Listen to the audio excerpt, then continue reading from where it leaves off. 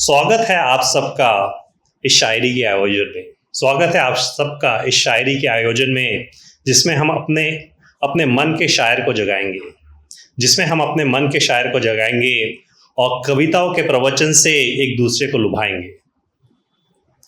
और वो भाषा भी बहेगी छोटी, और वो भाषा भी बहेगी छोटी छोटी खुशियों की नहरें, और वो शब्द के ज्वालामुखी जीवित करें उजाले की लहरें।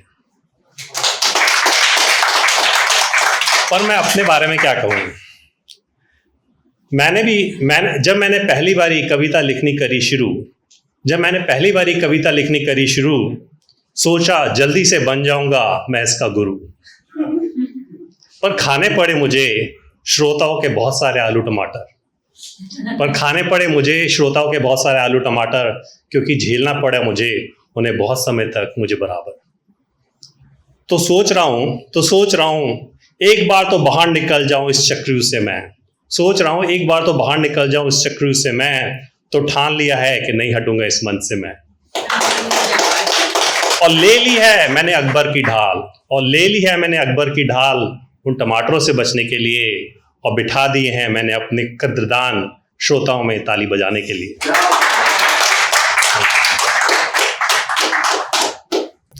तो आज संडे है, टुमारो इज मंडे, सोमवार के दिन सबको काम पे जाना होता है। तो एक सोमवार पे कविता है। ये सोमवार बहुत दुखमयी होता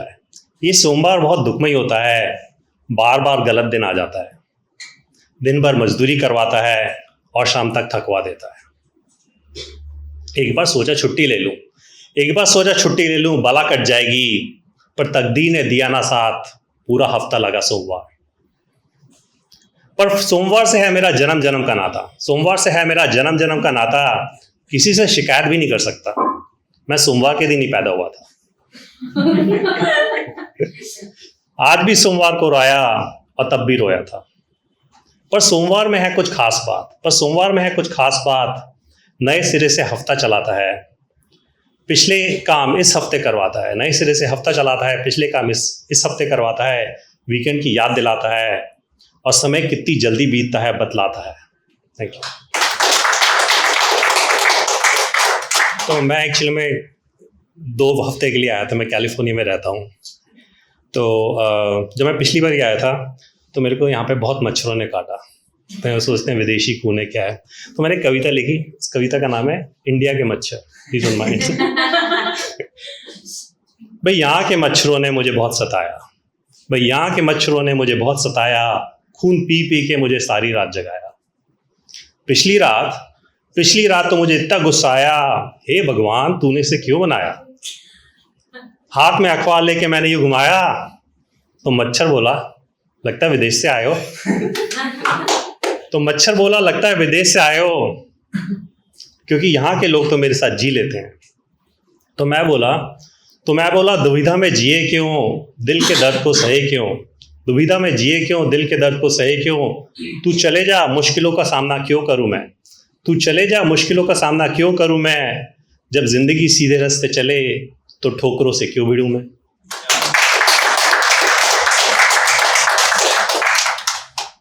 इसका नाम है उत्साह। छोटी सी है कविता। बारिश की बूंदें कुछ ऐसी गिरी जमी पे कि आंगन का एक कोना सूखा रह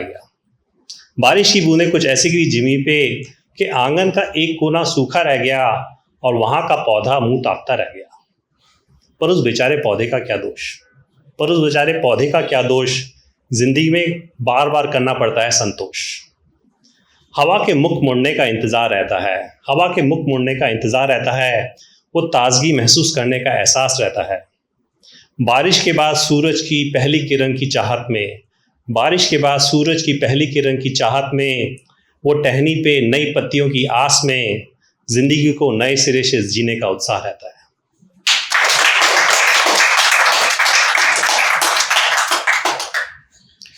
तो हम अपने काम में हमेशा इतने बिजी होते हैं, टाइम कट जाता है, 1 हफ्ता 2 हफ्ता, महीनों, साल। तो ये वक्त बहुत इम्पोर्टेंट है। तो एक वक्त पे कविता है, मतलब टाइम। जिंदगी में जरूरी है अपने लिए समय निकालना। जिंदगी में जरूरी है अपने लिए समय निकालना। वक्त कैसे करता है इसे समझना। ये वक्त है जिसका इतना रोना गाना है। ये वक्त है जिसका इतना रोना गाना है। वक्त नहीं तो सब बेगाना है। कभी सन्नाटे में कभी शोर में समय है जाता। कभी सन्नाटे में कभी शोर में समय है जाता।